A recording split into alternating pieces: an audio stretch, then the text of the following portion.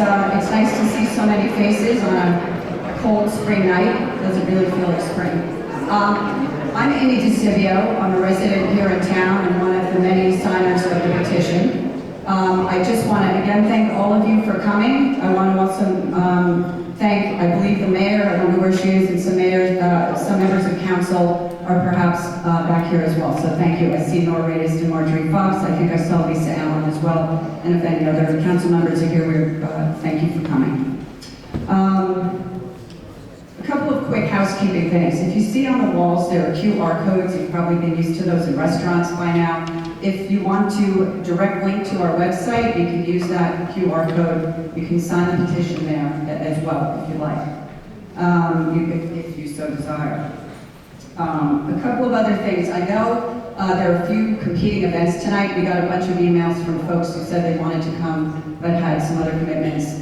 So I know some said they were going to try to swing both events, and they're here tonight. So if you have to leave early, please just feel free to do so. We understand. We know what's going on.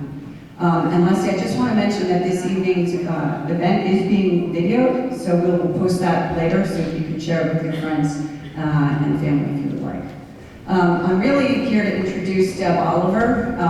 She's also a resident in Summit. She's a lot more qualified to be doing this stuff than I am. Deborah has an incredible background in architecture. She received her undergraduate degree in architecture from Princeton University, and then followed that up at Princeton, again with a master's degree in both architecture and urban planning. She practiced architecture for more than a decade and then switched over to study and practice law. So without further ado, I'd like to introduce Deborah Oliver.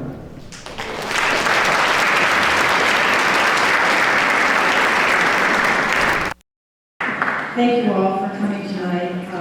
We hope you find this evening to be informational and even inspirational. This evening is hosted by Residents for Summit. Residents for Summit is a grassroots community group that came about spontaneously after many of us attended the February Town Hall presentation on the Broad Street West Redevelopment project.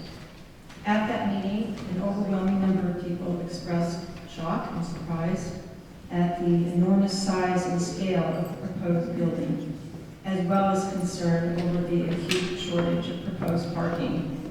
Other concerns relating to traffic, safety, and the city budget were also expressed. In order to address these concerns and bring them to the attention of City Council, Residents for Summit created a website containing information about Broad Street West and a petition. The petition, which was delivered to the mayor and council members at last week's council meeting, respectfully asked council to present alternative design schemes to the one that has been presented so far. As of tonight, 940 residents have signed the petition. We all agree that the Broad Street West area is in need of redevelopment, but we want to see alternative designs, specifically designs that comply with the important city planning goals that are set out in our town's master plan and redevelopment plan. As our guest speaker will explain tonight, the current proposal for Subdistrict 3 violates aspects of Summit's master plan and redevelopment plan. Although we're here tonight to talk specifically about Broad Street West and Subdistrict 3, in the larger view, we're here to talk about Summit city planning, its master plan, and the redevelopment plan. City planning, urban design, and zoning laws are serious work. Land use and zoning laws create our built environment. They dictate what we see around us, and they affect how we live and interact with each other and relate to our surroundings. Zoning laws are immensely important. So what is the master plan? In New Jersey, land use laws require cities to establish a master land use plan that sets guidelines for development within the town. Master plans are overarching zoning laws that are meant to protect the unique character of our special New Jersey towns and to prevent ad hoc approaches to future development in the town. The master plan saves us from suburban sprawl and from over-urbanization. Summit's last master plan was revisited in 2016 and represents the hard work of many different groups in town. Successive common councils, planning and zoning boards, various citizen committees, and our Historic Preservation Commission, as well as hired professional planners. Abiding by our master plan is critical to preserving Summit's unique and highly desirable character. We love our small town, with our village green, convenient train line, one-of-a-kind downtown, and the suburban features of light, air, open space, and yes, drivability, which means parking. We moved here and stay here because we love these things. If we wanted more urban density, we would live in Brooklyn, Jersey City, or Montclair. If we wanted sprawl, we would move to my hometown city, Los Angeles. Along with the master plan and consistent with it, our town zoning ordinance controls other aspects of our built environment. It dictates whether you can put a 3-foot fence or a 4-foot fence in your yard, the height of your house, and where you can locate a generator on your property. It dictates the height of buildings in town, the setback from the curb, the square footage of floors, and even use, whether a restaurant, church, or school can be located on a given property.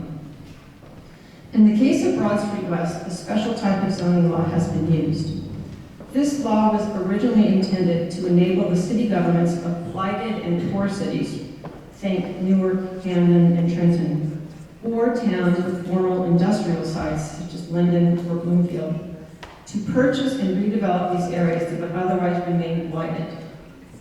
Over the past 20 years, however, the vague language in this law has enabled towns to use the law to redevelop parcels of land that are neither blighted nor in need of condemnation, but are simply economically underperforming, like an underused parking lot. These parcels are called areas in need of redevelopment. The Broad Street West subdistricts are an example of this.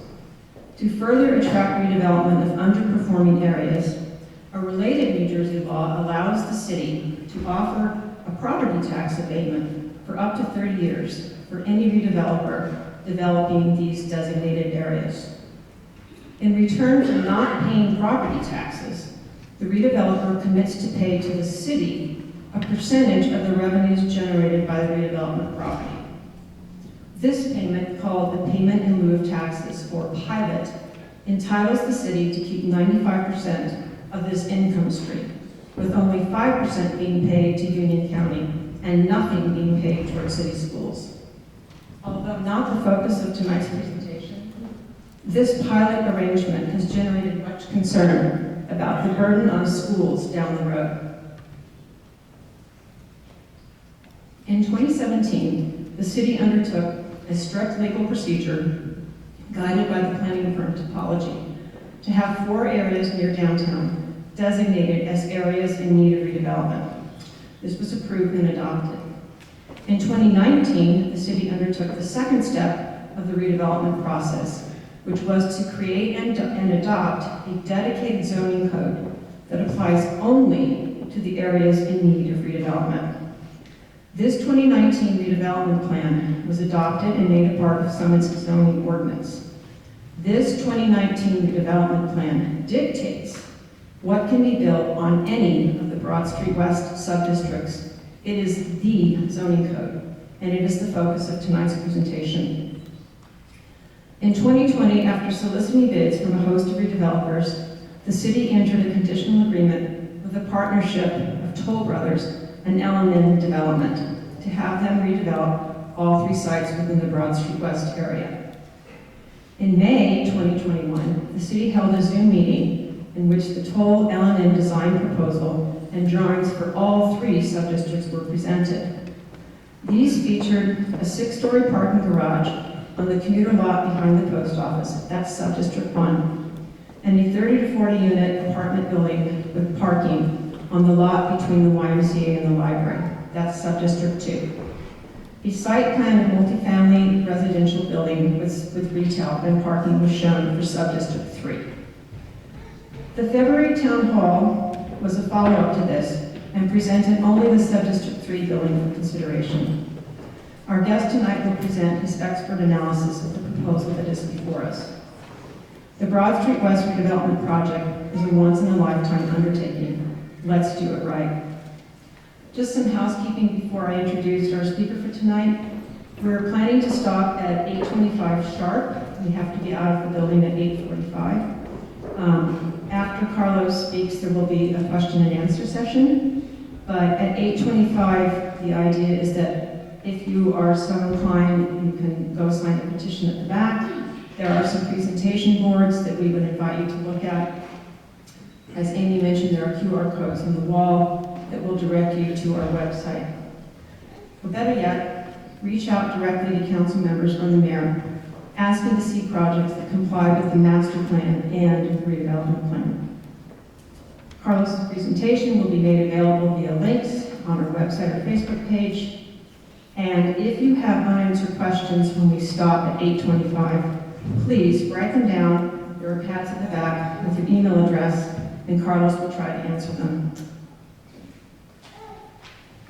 Our speaker tonight is Carlos Rodriguez, a Princeton, Missouri-based professional planner, urban designer, and educator.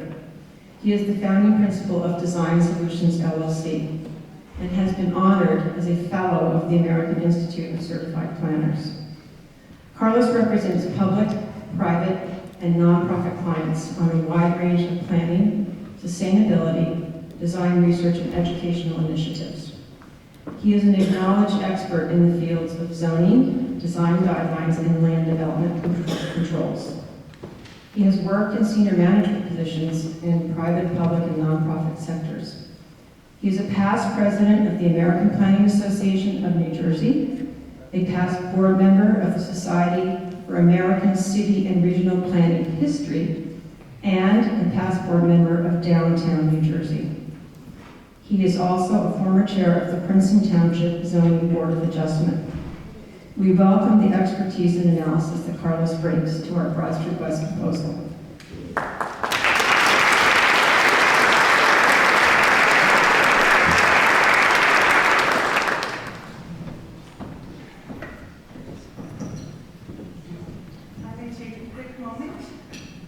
There are seats in Memorial Hall here up in the front. Everyone must have a seat.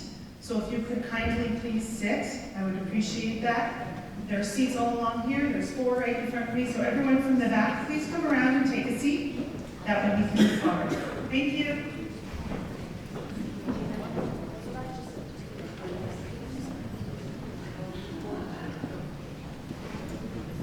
Okay. Can everybody hear me? Yes, good? All right, well, thank you, Deborah, for that introduction, and thank you for inviting me to your lovely town.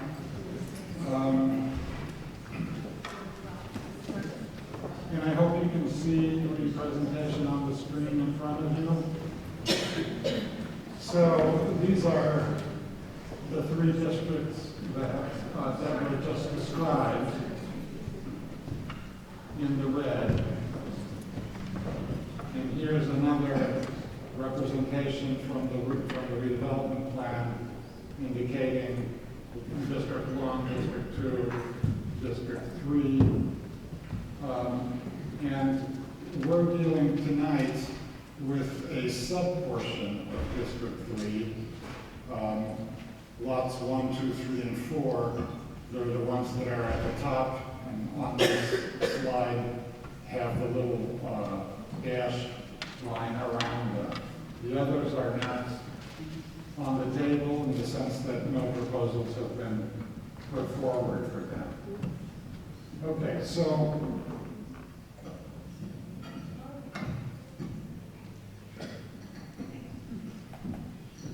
the first thing that you see that I found relevant in looking at this situation is that the sites in question are really surrounded by a series of civic features and are essentially located in what by design or by happenstance, I suspect by design, is the civic center of this town. So you have the library, you have the green, you have the YMCA, you have the post office. This is the living, breathing, beating heart of the community. And so any intervention in this context requires a good deal of sensitivity and a do no damage and perhaps make a contribution kind of an attitude to all these civic institutions that are around it. So if I were working on this project, which I'm not, obviously, I would be talking to the Y and trying to understand what their operational needs are, what their aspirations are, what their long-term plans are, try to figure out if there is a role that this project could play in facilitating that. And similarly, with the library, you have everything you need. You have a long-term capital plan that might envisage new physical plans. Is there a way that this project can contribute to those aspirations and facilitate them? That's the spirit that this project, given this location, should aspire to. It doesn't want to, it should not want to come in and bully its way into this context and ignore everything that's around it. It should, on the contrary, aspire to develop the highest level of synergies with these surrounding uses. And I don't think that the current proposal does any of that. Now here you see, this is an extract from the tax map. The 4 parcels in question are the ones at the top along Broad Street. One thing that's conspicuous is that we're dealing with a triangular block. And I can tell you from vast experience that city planners do not like triangular blocks. And what's more, this block is rather large. It measures 583 feet along the Broad Street frontage, 457 feet on the Cedar Street side, and 543 feet at Morris Avenue. Now, as a general rule of thumb, planners like city blocks to be within the 200 to 400 foot range for walkability purposes and connectivity purposes. I'll give you a few examples. Portland, Oregon, which is by many considered the most walkable city in North America, is built on a grid in which the blocks are square and they're 200 feet square. The Hoboken grid nearby is 200 by 400. The Barcelona grid, again, one of the, considered by many, one of the most walkable cities in the world. The 19th century expansion of the Barcelona grid is 100 meters by 100 meters with the corners cut off, so they're actually slightly octagonal. 300 feet by 300 feet. So that puts this into perspective. And what's being proposed here is a building that's 480 feet long. So vastly exceeding, a single building, vastly exceeding these metrics. Now, one strategy for dealing with triangular blocks is to cut them in half.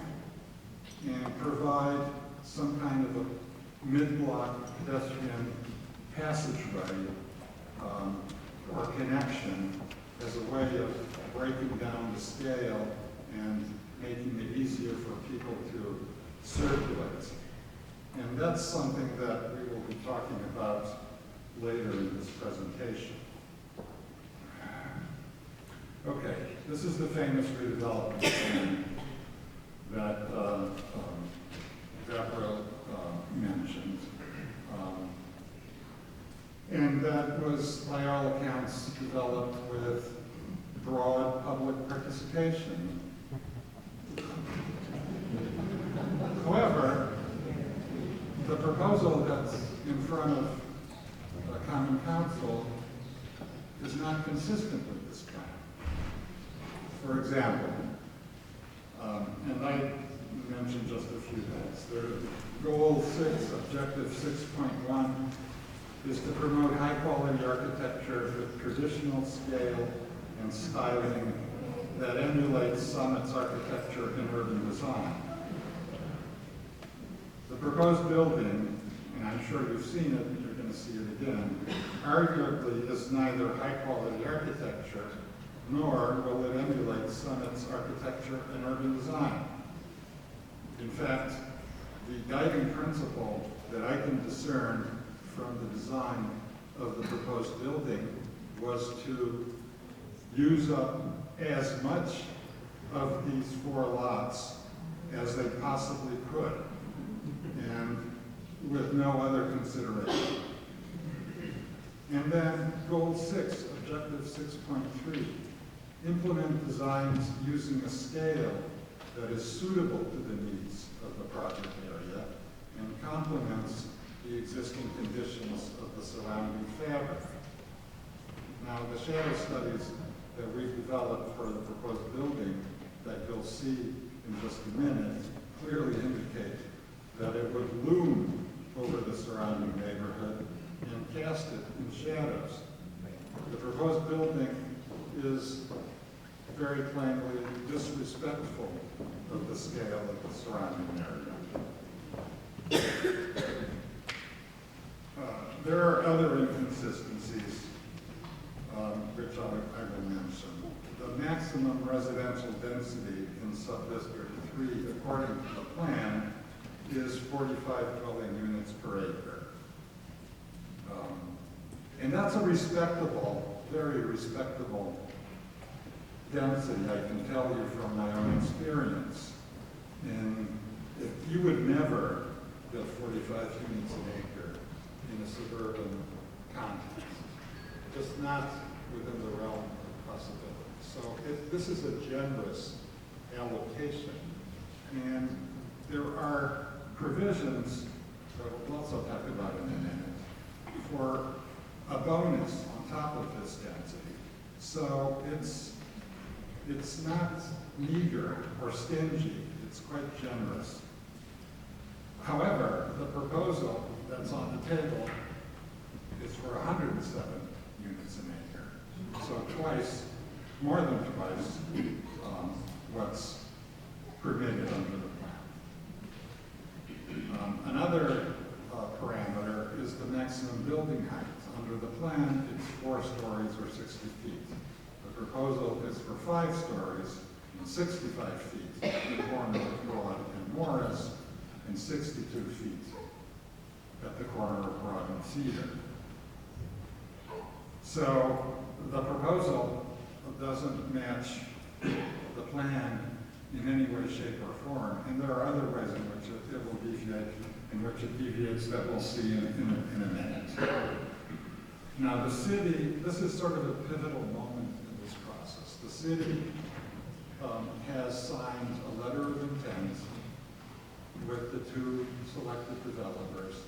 The letter of intent lays out the process going forward, which is a binding, legally binding developers agreement. Once that legally binding developers agreement has been accepted, then the city essentially is a partner in this development. It's a contractual partner, a legally binding contract. That would be a mistake. And so we are hoping that the city will not take that step right now.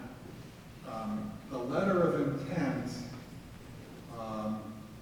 for the most part, indicates that the site will be developed according to the plans that have been made public. However, it does say that it can be developed with up to 140 dwelling units, up to. So whoever drafted the letter of intent gave the city just a little wiggle room, just a little wiggle room, which we hope they will take advantage of. Okay, so this is the plan that I suspect you've seen. The proposal is to occupy most of lots 1 through 4 with a single building, as I mentioned earlier, 480 feet long.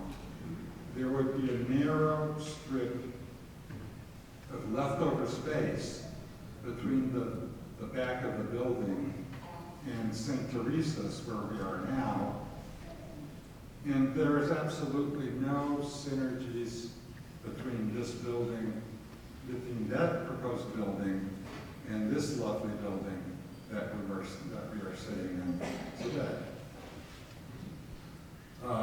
This is the elevation on Broad Street in Morris Avenue.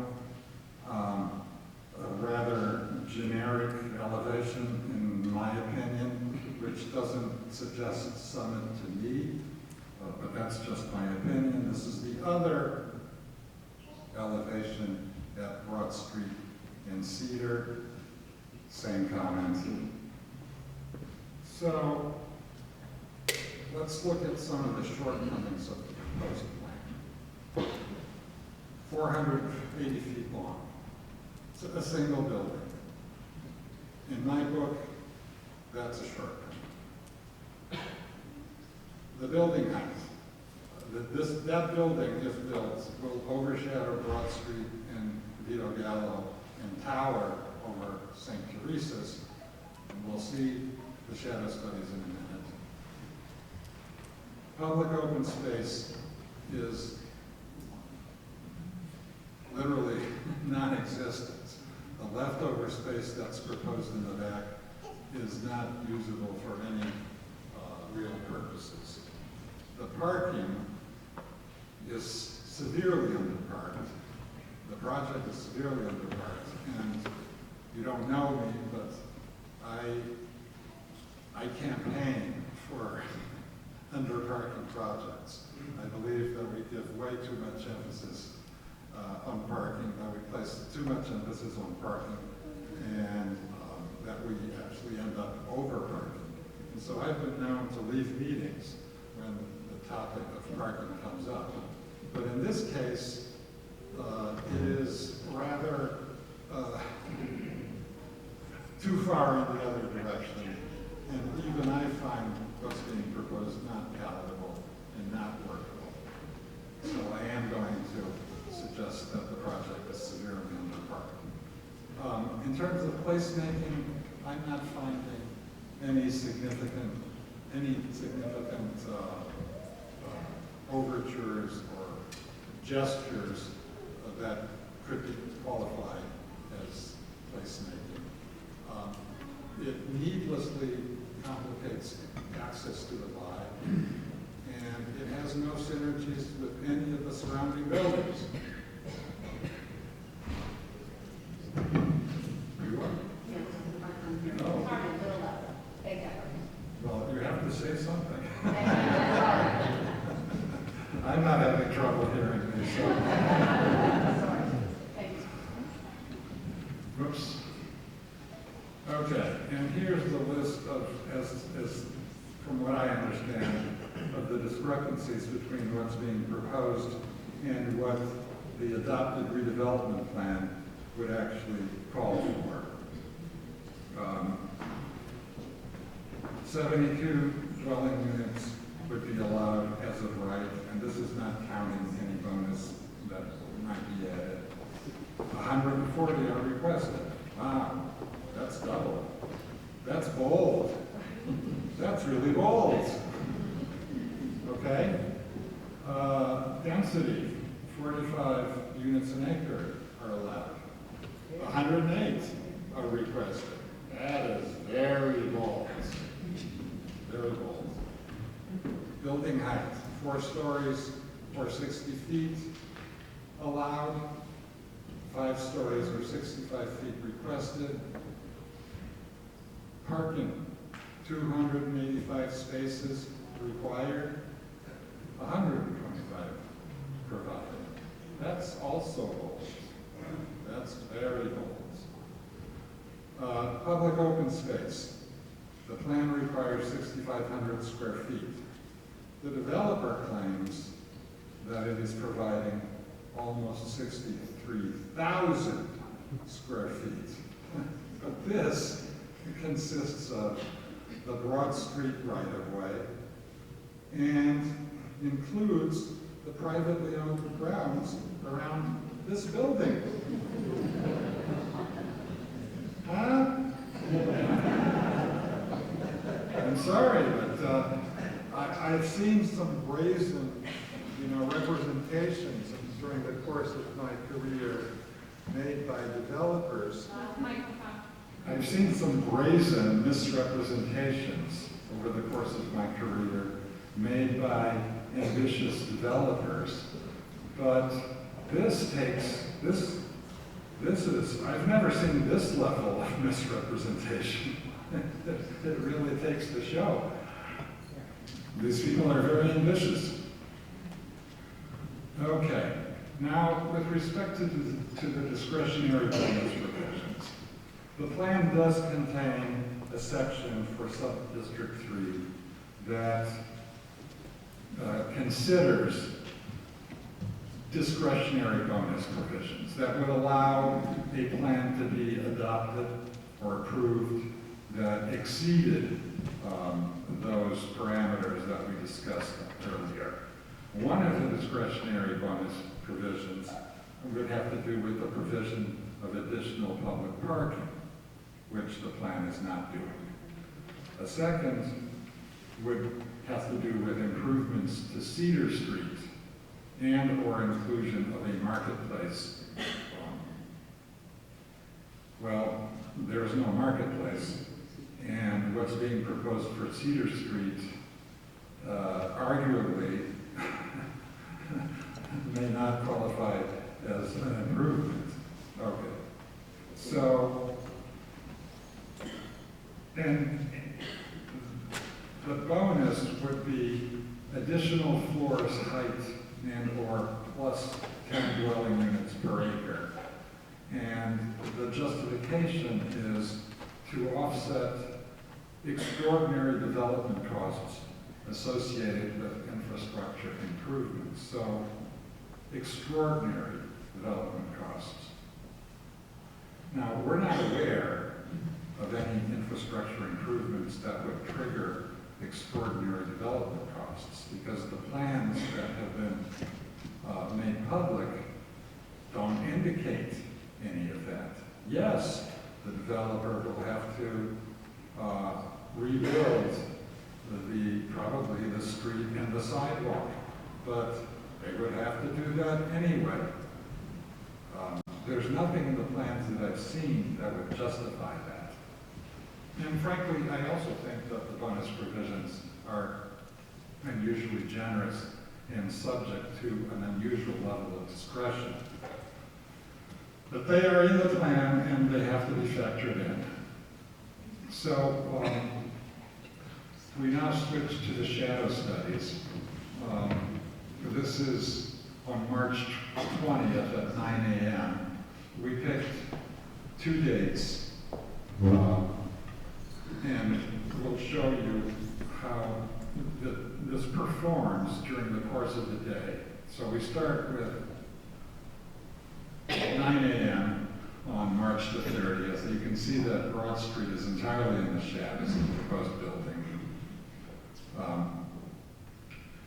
Now it's noon on the same day, Broad Street is still in the shadows of the proposed building. 5 p.m. on the same day. Now it's Cedar Street that's completely in the shadows. Cedar Street, by the way, is where the developer has proposed to essentially close it off to traffic in front of the Y and turn it into either a permanent or a semi-permanent pedestrian place, pedestrian plaza of sorts. And that there are some lavish representations of how it would be landscaped and whatever. But it doesn't perform very well in these shadow studies. Okay, now the winter solstice, December 21st at 10 a.m. Broad Street and the first 3 floors of the Vito Gallo building are entirely in the shadows. So long to those window boxes with, you know, nice flowers growing on them. Here's the same for the same day, December 21st at 12 noon. Now Broad Street is entirely in the shadows. A cold place where no one will want to linger. 4 p.m., Broad Street, still completely dark. Here's some perspectives for the same 2 dates. 5 p.m. on March 20th. The Y is the building that's most impacted here. Here's a perspective for December 21st at 10 a.m. Again, the first 3 floors of the Broad Street side of the Vito Gallo building are in the shadows. At 12 noon, Broad Street's still dark. And at 4 p.m., Broad Street is still dark.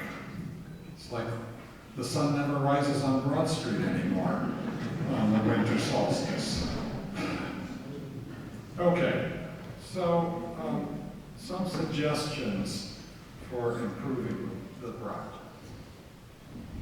Instead of one 480-foot-long, 5-story behemoth, break it down into 2 4-story buildings separated by a pedestrian plaza that's lined and activated by retail activities.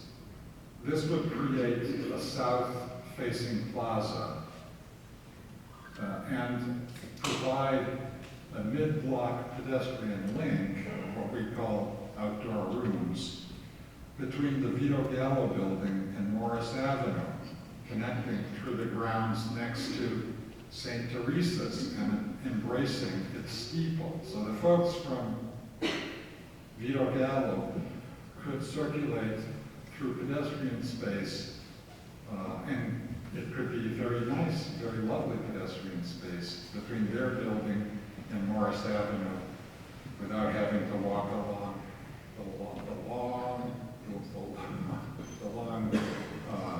triangular edge of the block.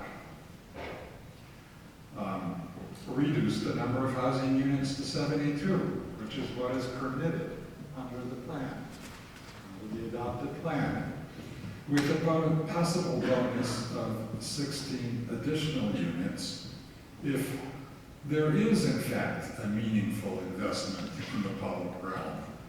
Not just an investment in things that you would need to do anyway, but an investment in something meaningful and different. Maintain the parking as provided in the current plan. parking supply would be much more balanced than currently proposed, and would probably meet the requirement of the redevelopment plan. Make sure that any streetscape improvements to Cedar Street do not interfere with routine operations at the Y or at the library. This proposal to privatize, the proposal is to privatize Cedar Street, to sell the right-of-way to the developer who will then turn it into something different. To my knowledge, there's been no analysis of the implications of this in terms of circulation. There's been no analysis of the implications of this in terms of the operations of the Y and the library. The only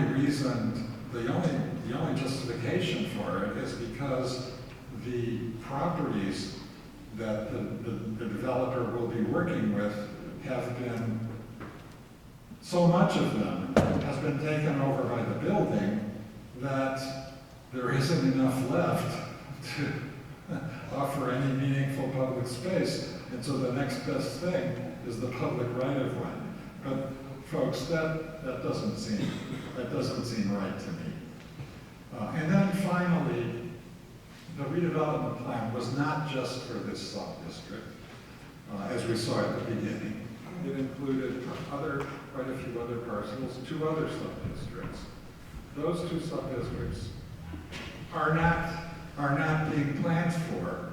The whole point, or one of the points behind the redevelopment statute, is that you take a look at the big picture and not the fragmented nature of your typical land development process. And you should develop a specific plan for the entire redevelopment area, where the pieces all fit together. And I understand that they're not all going to be moving forward at the same time. That's fine.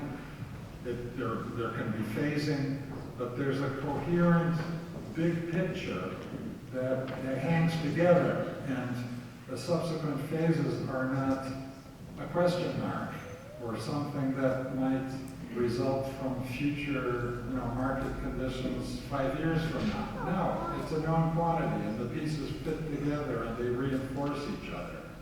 And making decisions on a subset of the redevelopment area without really knowing, without really having the big picture in mind is a big mistake, and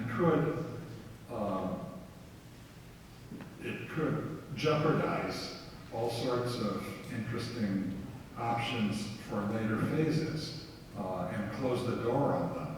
And so I would urge that this initial proposal be supplemented with a better thought out, comprehensive approach to the entire redevelopment area. And that is my presentation, folks, and I am happy to answer your questions.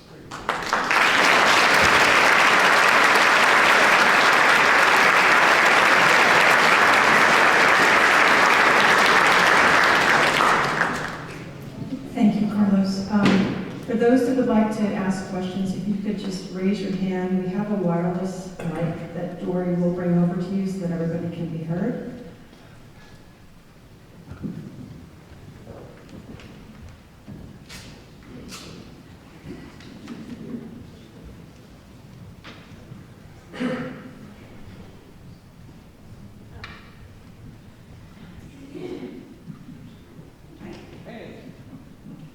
I have 3 questions. Number 1, looking at the plan, we have commercial there, but I don't see any provisions for making deliveries to the commercial.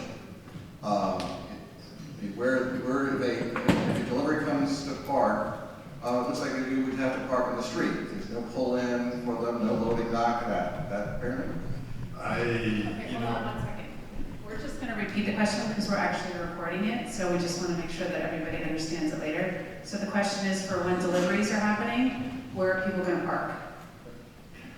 what's been made public is fairly conceptual, and so it doesn't get to that level of specificity. I have no idea what the thinking is for how to address that, but it's not been addressed so far.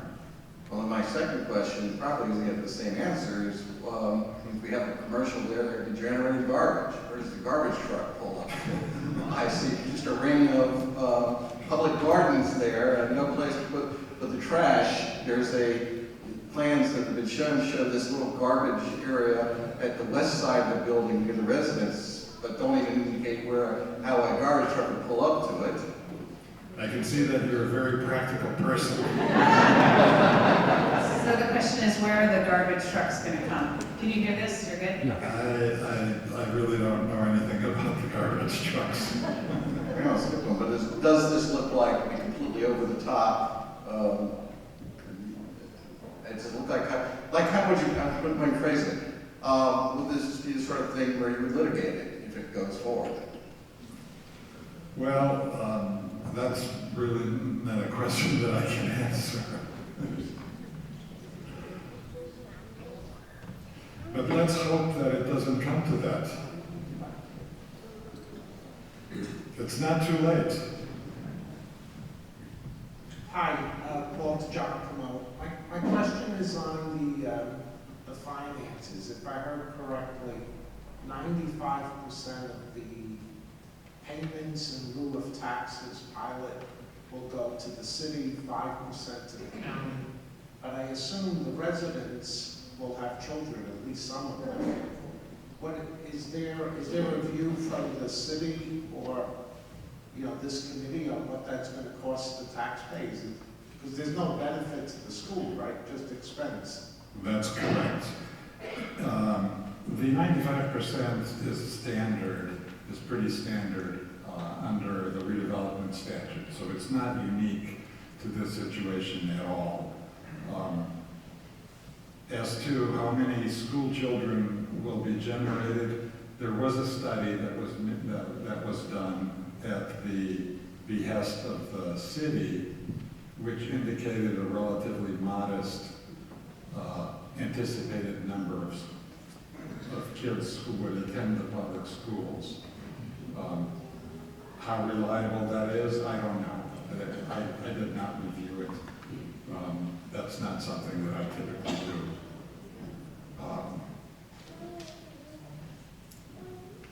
Anyway, the city did try to address that concern, and they put something on the record. I didn't evaluate that part of what's been proposed. Thank you.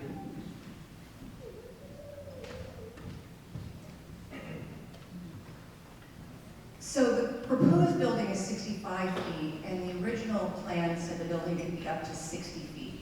That 5 feet doesn't seem like it's all that's creating the shadow across Broad Street. So in your professional opinion, what size, or rather what height building would be appropriate for a 4-story building that has two buildings, let's say, that have a pathway so that the whole street is not under shadows all day long?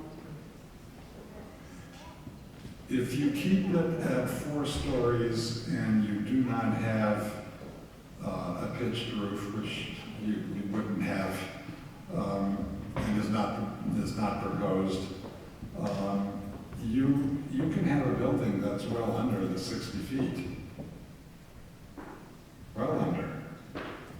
Even with the first floor, with a higher ceiling for the retail.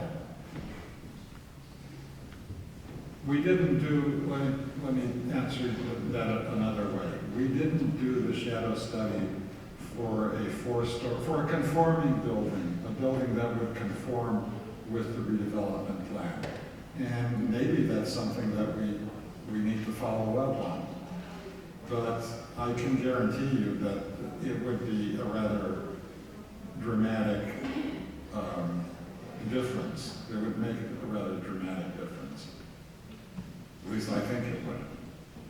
And we can confirm that. Is it your proposal that this plan should be revised and it's not appropriate? Yes, absolutely.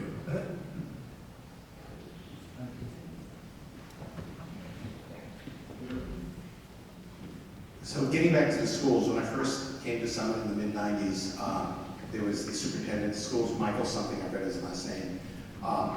We were dealing with issues where they were about to expand the high school, using trailers at Franklin School before they did the second expansion. The city had hired a demographer. The demographer was always wrong. They had homely, truisms that, gee, if it's a cold winter, then you're going to see older people leave and you have more families coming in. I don't think we can depend on everything the demographer tells us at this point, coming out of pandemic and all the other issues we've got. I think any estimates they give us on the number of school children coming in is more of a wild guess than I would say it's anything based on real facts or trends, especially in this environment. No questions. I was going to say, I didn't even see a question mark at the end.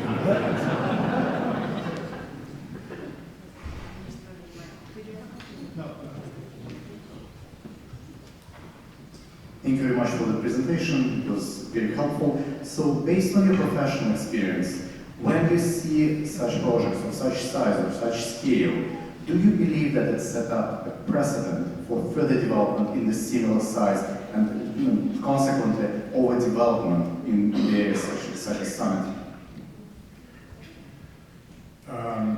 Well, it would certainly constitute an unfortunate precedent, as you say.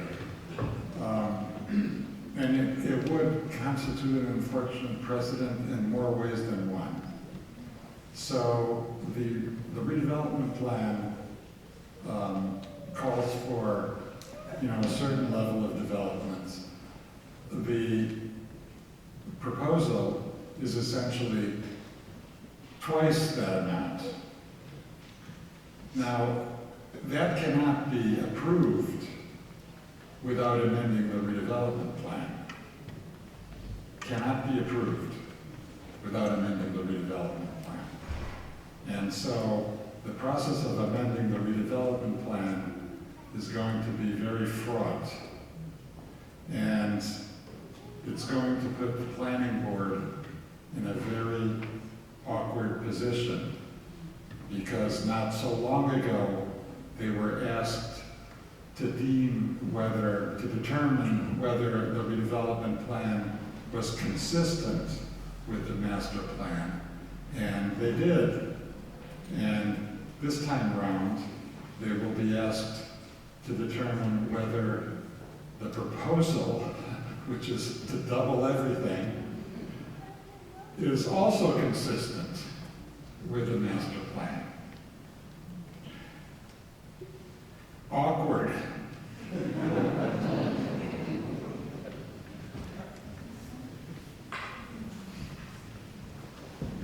Thank you for those comments, sir. And I just have a few comments to make here, dovetailing on what was just expressed. I went to the February 9th community meeting and was interested to find at that meeting that the developers actually represented the length of the building is 250. And when I went out a few days later to walk that, I thought it was clearly over 400. But the master plan was mentioned during the course of that discussion. So I went back to the master plan, and for everybody here, it defines the Summit brand in this plan. When asked to describe Summit's core values and aspirations, answers were quite consistent. Family focus, diversity, walkability, historic character, eclectic culture, and safety were the most commonly referenced. It goes on to mention in this plan about the historic feel of the village of Summit. So I then went and looked at one of the two partners, there's Toll Brothers and L&M. And L&M is located out of New York City in Larchmont. And I was a bit astounded to see that one of the two major developers has represented on their website, look for yourself, 84 different projects in Chicago, the Bronx, Brooklyn, Manhattan, Queens, Westchester, New Rochelle, San Jose, LA, San Francisco, New Orleans. And when you get into New Jersey, East Orange, Newark, and Orange. 84 altogether, average 10 stories, and often, when they refer to parking in the write-ups, the parking is undersized. So a question would be, why are we bringing in developers? Toll Brothers is a $9 billion business, profit-driven. Why are we bringing in two different firms from outside New Jersey? I would think we'd have inside New Jersey architects, developers that could style something in line with what we're used to in Summit, and that would be nice. And the final thought here, as you think about it, is I was at the recent council meeting, April 9th. I applaud the mayor, the council president for doing a lot of work and stepping up to it. But the council president has said we need to deal from the same set of facts. Well, City Hall is the keeper of the facts, and it would be nice if we had City Hall share that in the town meeting. Now, we did have what was so-called town meeting back in February 9th, but I don't remember electing L&M and Toll as our town representatives. So what I would propose for consideration by mayor, by council president, and the individual at large is for them to host a meeting like this and bring in people, but then to chair it. Now, they said because of council rules, they technically can't do it because it would be considered a meeting. But I think if you just have information only and share that, and then separate from that, I would suggest getting two council members and have them co-host a meeting in town with the city administrator and the CFO to explain the numbers. And I'll give you one final thought. If you look at the city administrator's background, Michael Rogers, we're very fortunate to have him. He comes out of Morristown. So if we want to know what can happen to Summit, look at Morristown. He served there 2006 to 2015, then came into Summit. And he notes that in Morristown, he's responsible for $500 million of redevelopment. And if you go through Morristown, and it's busy down in the thick of it, a lot of residential, that was the intended plan. A lot of ratables, the more taxes, the more money, the more government potentially can grow.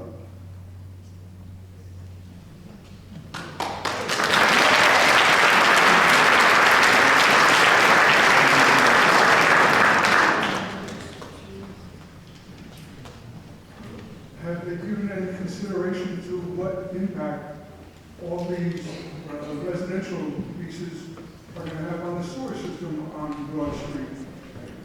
What's going to happen to all that sewage? Is it that's the error?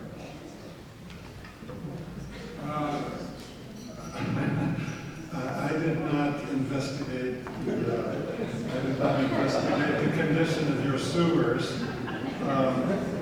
I would assume that as part of the redevelopment project, that any upgrades to the sewer system would be undertaken by the developer.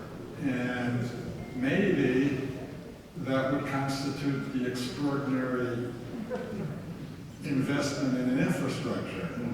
Maybe. I don't know what condition your sewer system is in, so that's really that's not something that I can answer.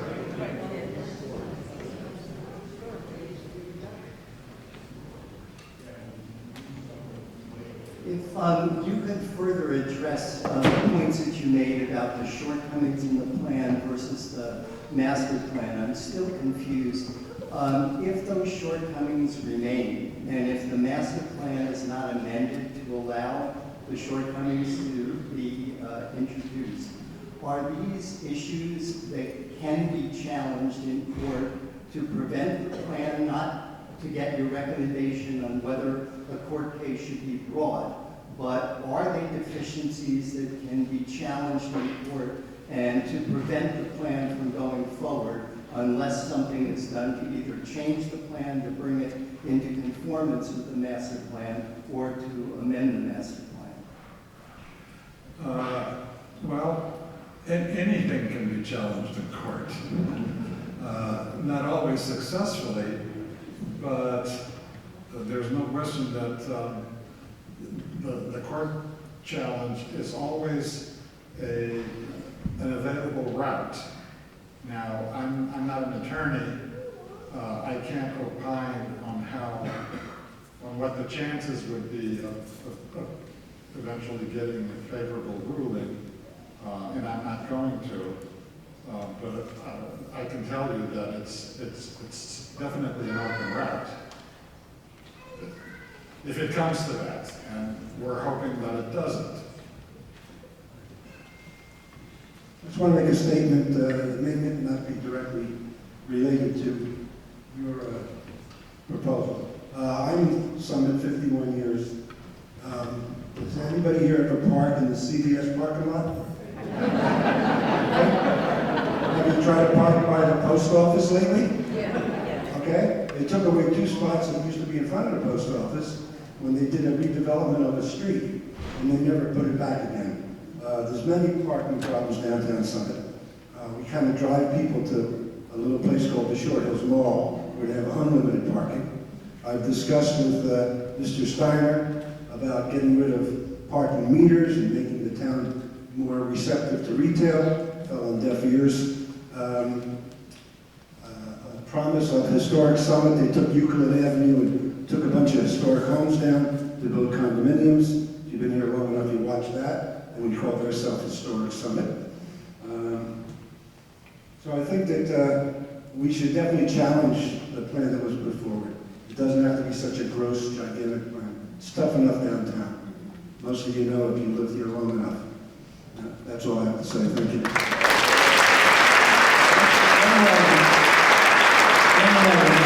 I was doing an addition on my house 30 years ago, and I was told I should use a Summit architect. Everything will go smoother. I think there's a number of architects in town, and there's a number of great builders living right in Summit. This should not be farmed out to another place out of state. There's no reason why we should do it.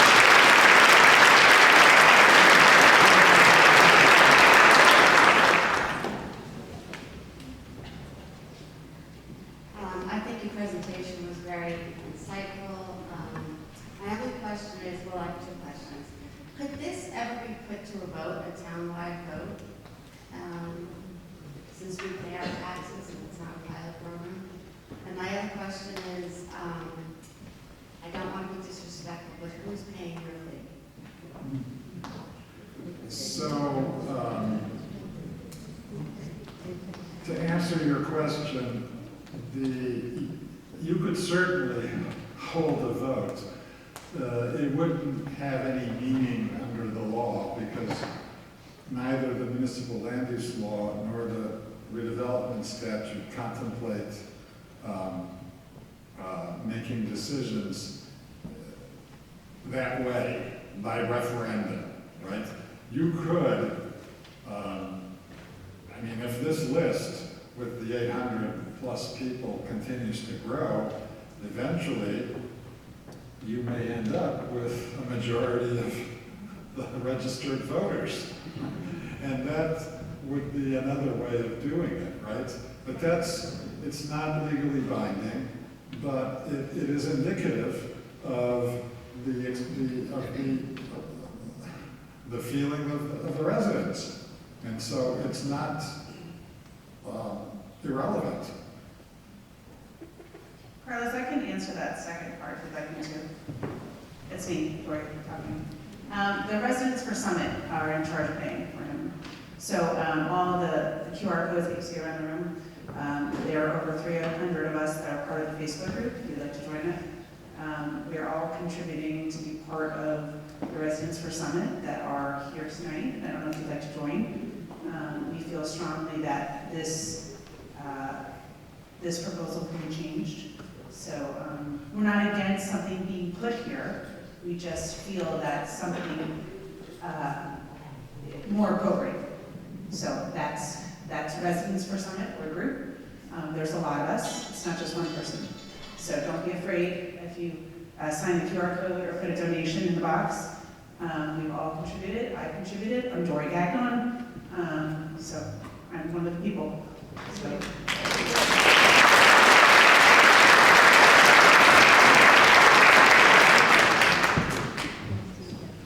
So this is a wonderful forum, and it's really a pleasure to not have the famous used so impressively at council meetings.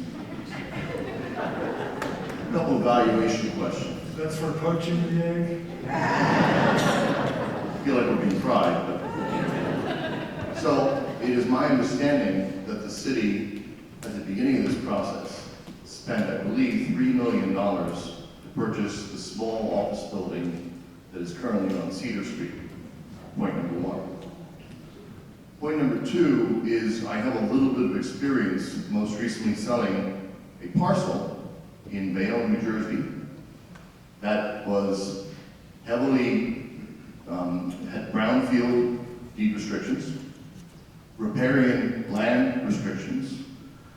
The building was riddled with asbestos, and I was able to successfully negotiate a price of about 150% higher than the $8 million that we are told is the purchase price that the developer will pay for this. So I'm having a big problem getting my head around these competing valuations. So that was really rhetorical as opposed to a question. Just quickly for the record, sir, that medical arts building, which is now Lot 4, was purchased by all of us for $1.55 million. Hi, I can beat the gentleman back there. I'm 59 years. I look at developers' plans all day, every day. This one is wildly in favor of the developer, as to be the developer's best dream. The word patsy comes to mind. And I'm wondering, I look at commercial things all the time, so I don't often look at residential stuff, but is it the case that a municipality can be bound to have to build low-income housing units? Or is it the case that if a developer wants to build dense units of some kind, the developer has to put in a certain number of low-income units? So my general question is, there is also always a do-nothing option, right? We don't have to do this, do we? With respect to the affordable housing units, it's the latter of the two scenarios that we presented. So there is a requirement that a certain percentage be, but it's not driven by any settlement agreement with the affordable housing advocates. My understanding is that the town's obligation has been satisfied, and these are units that would count towards the next round of obligations. My question relates to parking. How many parking spaces pursuant to this development plan are required pursuant to New Jersey state planning regulations, and how does that number compare to the actual number of parking spaces required? The second question is, looking at this development plan, I would imagine we're going to be out of use of the YMCA and the library for the term of this construction period, which is probably going to be 2 years if everything goes good. And my third question is, what is our next action to stop this ridiculous development program? Okay, so I can answer the first of those three questions. The number of parking spaces required under the redevelopment plan for the program that they've put, the development program that they've offered up is 285. And the plan, their plan is to provide 125, so less than half. Now, as to the other two parts of your question, I'm not sure I'm the best person to answer that. I'm not the one who's driving the train here. This is a citizen-driven initiative. I'm just along for the ride and to provide some technical expertise. So what next steps you take is something that you'll have to come to terms with on your own. I can offer advice, but it's not my decision to make. Yeah, I had several questions. One of them is relevant to what this gentleman just mentioned. My wife goes to the YMCA and from time to time goes to the library. I think part of the plan was also to make a pedestrian wall permanent in the parking area between those two buildings. Did I understand that properly? Not the parking area, the Cedar Street right-of-way. Okay, so they're not going to touch the parking. She was concerned because it appeared as if the parking was going to be gone. I think the proposal for They're building on that line. So in a subsequent phase. See why and the library. I mean, it's taking Underground parking. Underground parking underneath the apartment. Okay. The other question, I have two more. Did anybody ever study going to Madison to see how the retail portion of the new apartments that they constructed is being occupied? They're all vacant. It's been about a year and a half. And, you know, I don't know if there's been a study to really see what the percentage of occupancy probably would be in that space.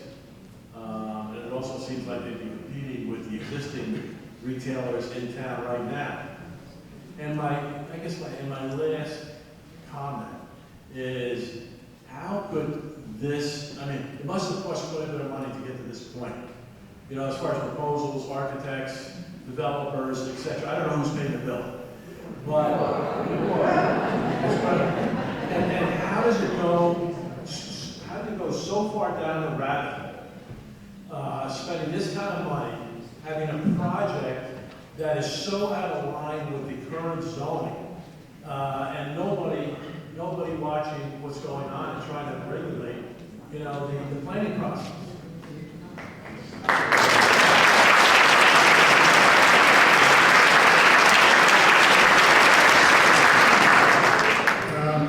If I may, as to the question of how do you explain a proposal that's so out of line with what's permitted, I don't have an answer for that. That's a real head scratcher.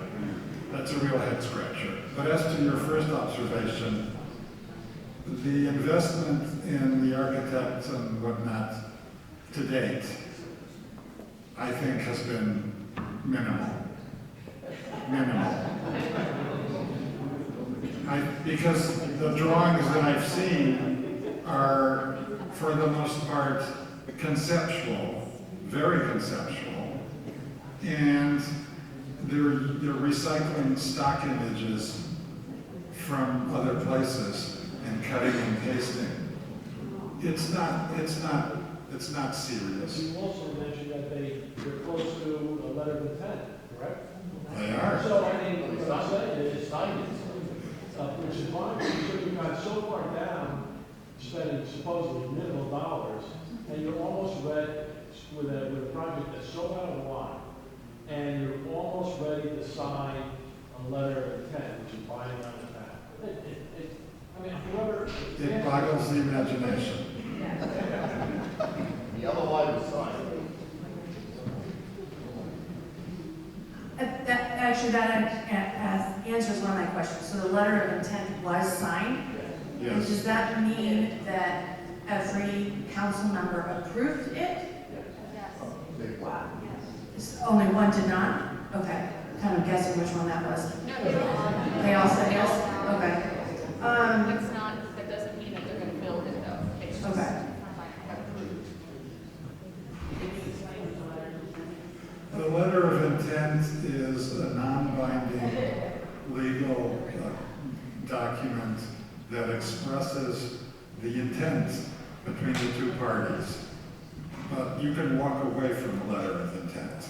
Although the letter of intent also says that the redevelopment agreement will be substantially the same as the letter of intent. But it's something that you can walk away with, part company, and there are no consequences. Once you sign the redevelopers agreement, that is binding. And if you walk away, there are consequences. And then I just have one other question. On the apartment, is there a breakdown of like 1 bedrooms versus 2 bedrooms versus larger? Okay. There is. Okay, thank you. There is. I don't recall off the top of my head what it is, but there is. That breakdown is actually displayed on one of the boards in the back, if you want to go and look at that. Yeah, so just to follow up, we're here now, right? So we can't go back. So you can give us advice, even though you can't tell us what to do. You said it wasn't too late. So what advice, what are the steps that we can come to the table? I see your recommendations. I'm assuming we go to the city with some of this, have a meeting.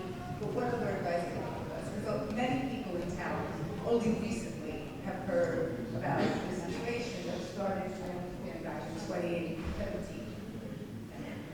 I mean, I think that you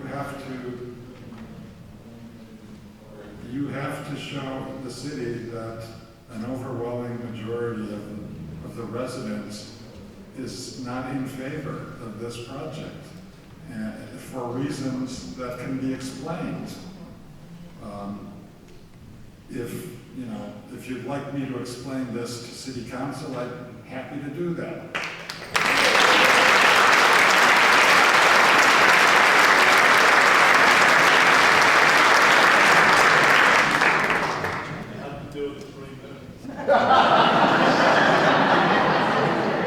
That might present a different.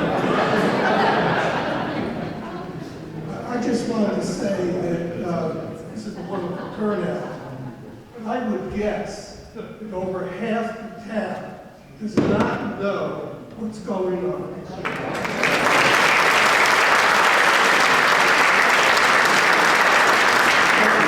It's really incumbent upon all of us to let your neighbors, your friends know what's going on.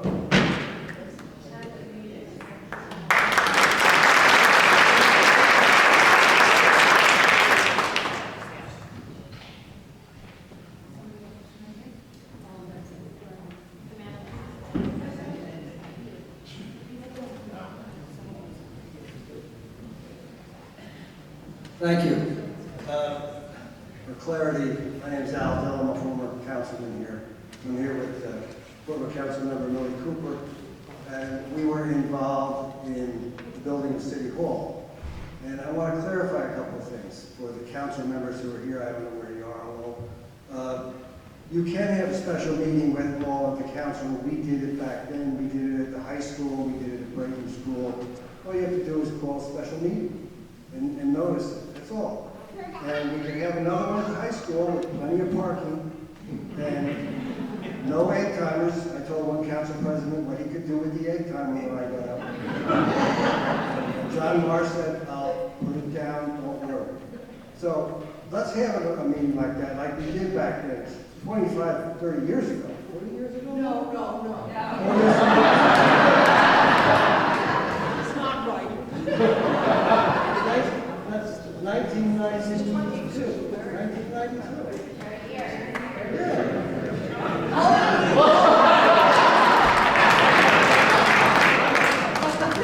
Time flies.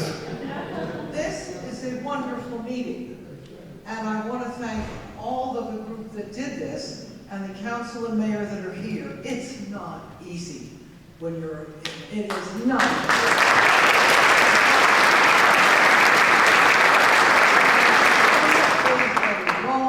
Looking town. We always have been, and that's okay. When we were doing City Hall, council wanted it where? On the green. Aha, that's absolutely right. wrong place. And I said, I don't think they want it there. Okay, Millie, you go out. I said, I will. And we went to coffees, we had those meetings, and mayor and council, that's what you gotta do now. I think that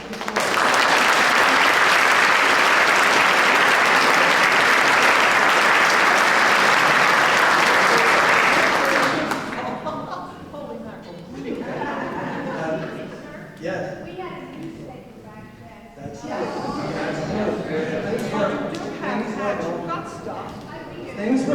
Things were different back then, I will admit it. We sent out flyers to every house. We sent out postcards to every house and gave you a choice. Build it on the green, build it where it is now, and the other one was just build it. And the third came back, build it on the green. The third came back, build it where it is. And the third came back and said, we don't care where you build it, just build it. But after talking to a lot of people, we realized, well, okay, there is a little push towards keeping it where it is. We were in the same situation. If we could have sold that property, we could have, garnered money to pay for the new building. This council, I know them all. They're good people, they're trying. But this has come to the point where a decision's got to be made, and this building is just too big. And,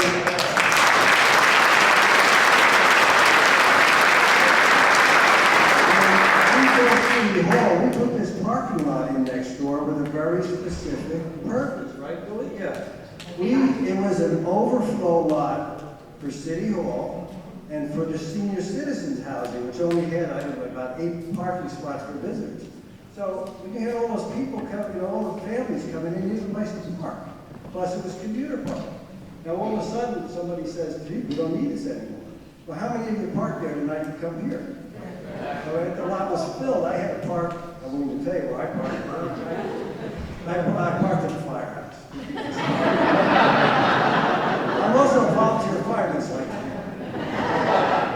I want to say that I don't want to take any more time. But council, you can have a special meeting. You should try to do it as fast as you can. Summer's coming. People are going away. This town is like a ghost town in summer. And no egg timers. And listen to the people. It's not too late.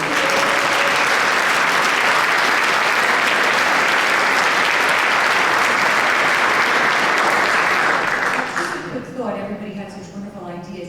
In deference to the people, Al, you said about having a meeting in the high school, there's still a good proportion of people who, well-meaning, would like to come and can't come. You laid out some very specific facts.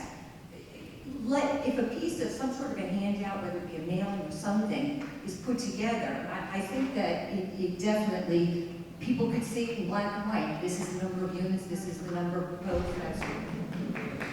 We are actually recording it, and we're going to post this. I believe Mark is going to post this on Thursday. We're going to have the question and answers typed up and put up on our webpage, residenceforsummit.com, I think it's called. Oh, smartbsw.com. Sorry, there's a lot of different pages. So we're going to have that as well, so they can watch this back. And we've been live streaming this as well to our Facebook group, so people who are at home have been able to watch this as well. Okay, I'm making my way around.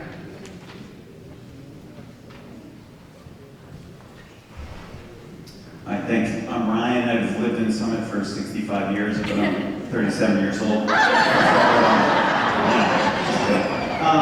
I had just a couple of questions and wanted to clarify one thing. The letterman, and I think all the council members approved it through the council regular process. Someone says something, and I don't believe that's true. Also, the egg timers are 3 minutes because that's a lot. So, that's what needs to happen in those places. But with that being said, I agree with the gentleman in the back and some of the other people that were talking about these community-centric type of engagements. I think Summit takes a lot of thoughtful care in what they do. Everyone that I've met in the 7 years that I've lived here has been extremely passionate in a productive manner in trying to make the town better. And it comes out in different ways, shapes, and forms. So getting back to what's legally done in council meetings, and then looking at this redevelopment plan, my question for Mr. Rodriguez is, you talked about the deviation from this legal document, the redevelopment plan, to what is being proposed. So my question to you is, in your experience, have you seen this come together? Have you seen the public in any community that are looking at the legal documents, looking at the proposals, trying to understand what's going on? And in your experience, have you seen it come together and form, kind of go back and recheck the redevelopment plan, or do they typically get pushed through in this proposal form? I have seen many minor amendments to redevelopment plans. I've initiated quite a few. We're talking minor amendments. This would not be a minor amendment. This would be a wholesale replacement of the fundamental development standards with a different set of development standards. And that I've never seen.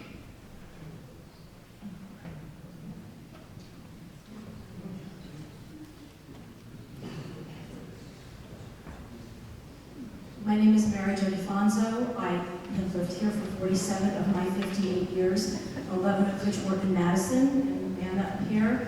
But yes, they're doing the same thing in Madison. The movie theater in Madison has been delivered to a developer on a silver platter. So, and I just saw a sign yesterday about overdevelopment in Chatham also. So my question is, or I guess my statement I should say, does anybody here know who Klaus Schwab is? Executive Chairman of the World Economic Forum. And he said recently that you will own nothing and be happy. So my problem with this thing is, besides the fact that it's massive, too big for our town, I'd like to know, why is it, now correct me if I'm wrong, all of these are going to be rentals. Why is that? Because when you don't invest in a town, in the schools, if you don't have a vested interest in the town, you're creating transient people, just like the transient people who are trying to pass this thing. So this is my issue. Why all rentals? I'm a landlord. I have tenants staying for 10, 15 years at a time. But some people stay a year or two and that's it, they're gone. They're not developing roots, they're not growing roots here. They're transient people, they hightail it out of here. So I would like to see, I don't want to see rentals. I want to see people who are going to be invested in this community. And that's not what a rental is going to do.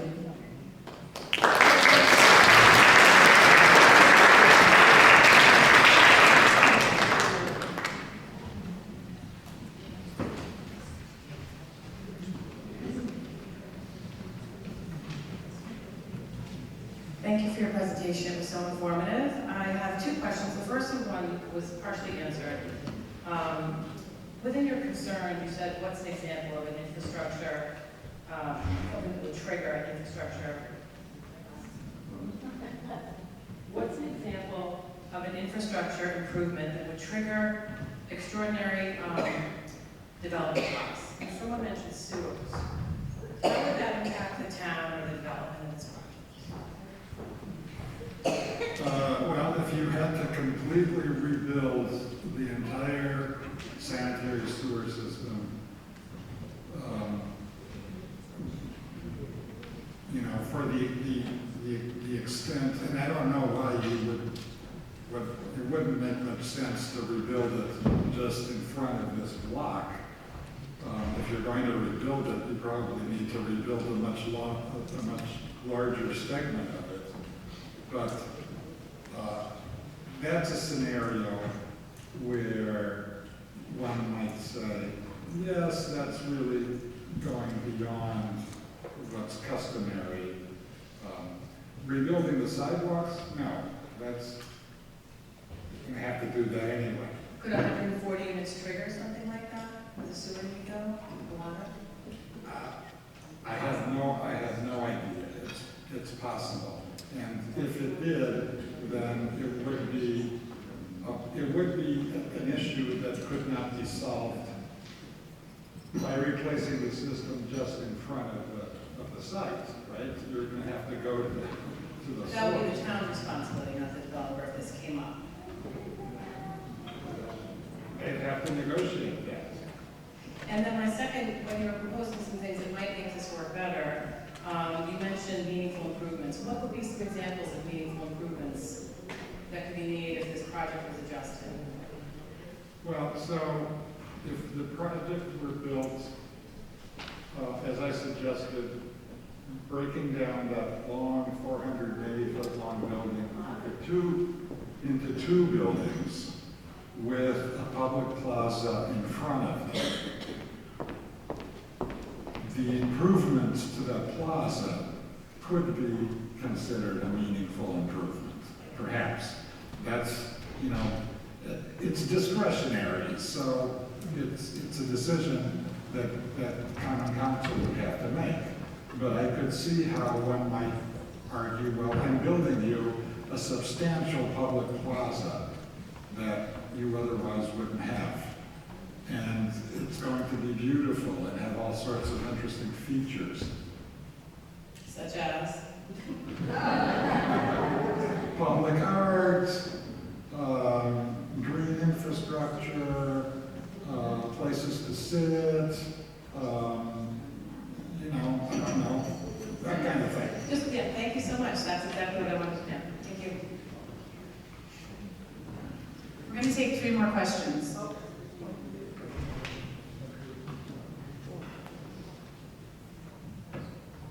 Good evening.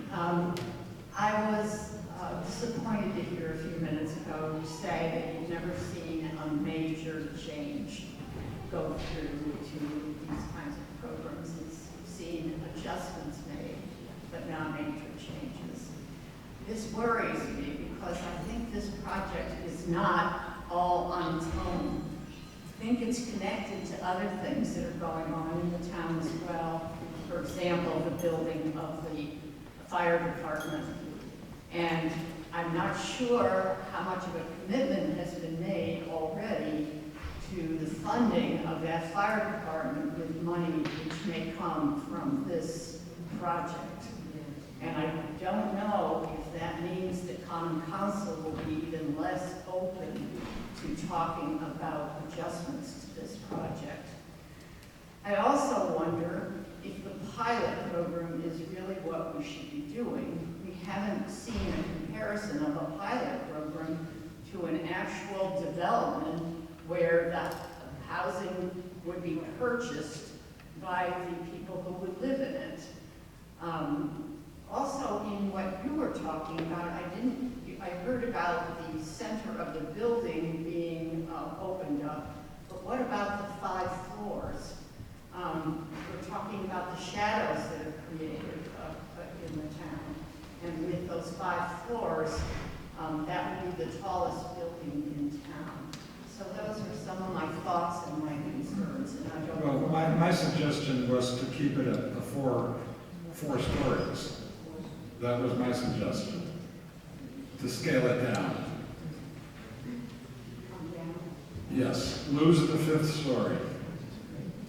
And also, just to clarify, I think what Carlos was saying when he said changes aren't usually made, he didn't mean, he meant changes of the type that are being proposed to the redevelopment agreement, which was a little different than your understanding. So in other words, it's extraordinary for him to see a proposal that is so vastly out of line with the redevelopment.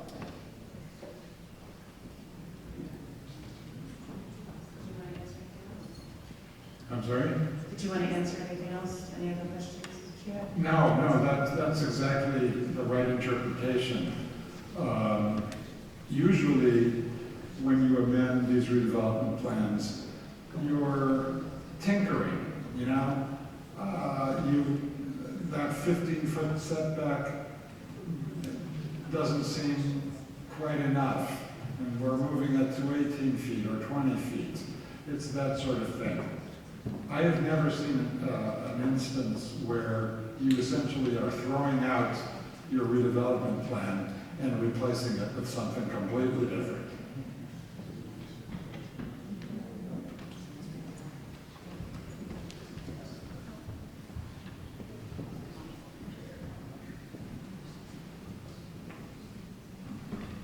My name is Gil Oren, and I'm not going to tell you how old I am.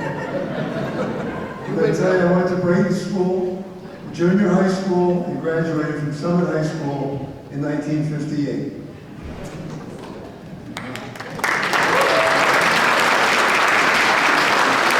I promised my wife I wouldn't say anything tonight. It's the only promise I've ever broken. This is politics. You talk about lawsuits and so on and so forth. These are good people that serve our town as mayor and common council. They need to know how the people feel. And coming tonight, I didn't know what to expect. I was glad I didn't get a parking space. I didn't park at the Firehouse, but I was glad to see everybody out here. I think it's a great thing in Summit.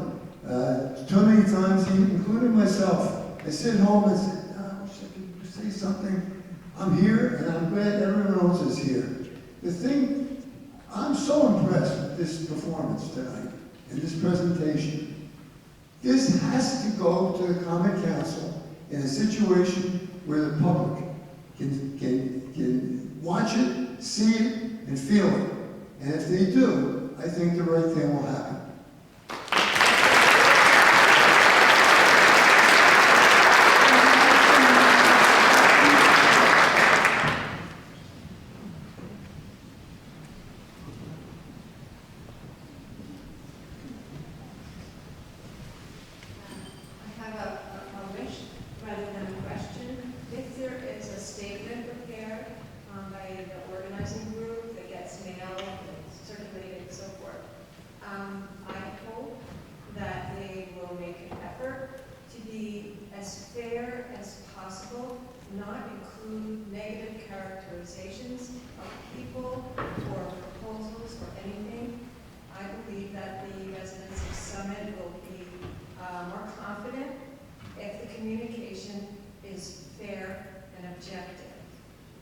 In the absence of the newspaper, we have cash, we have tab, and so forth.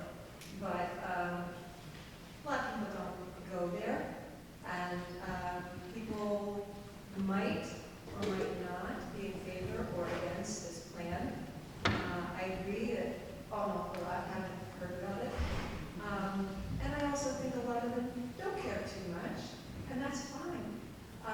But I encourage you not to include ideas about people or negative fuss behind the scenes. It won't work too well.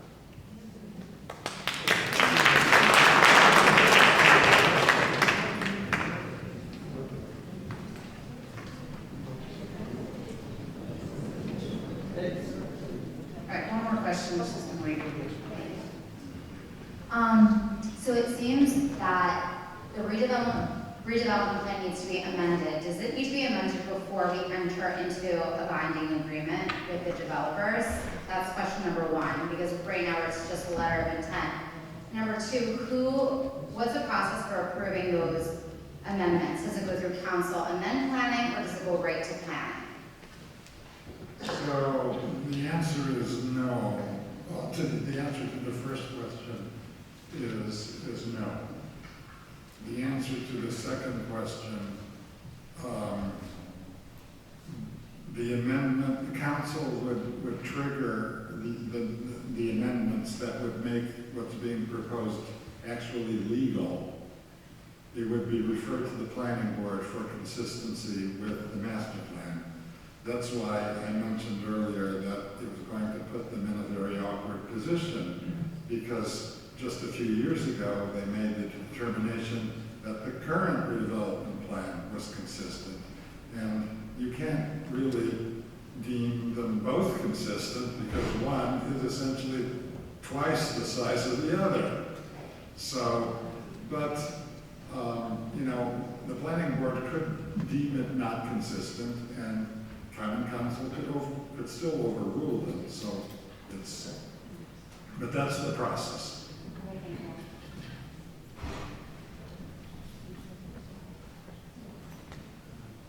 Okay.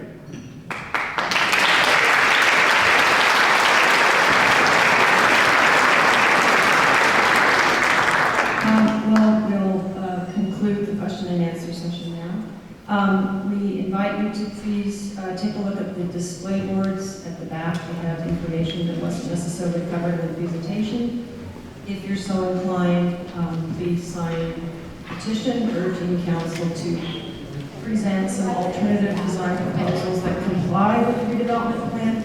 And I would say most importantly, please reach out to members of council and the mayor, either email or the mayor has visiting hours, and express your concerns directly to them.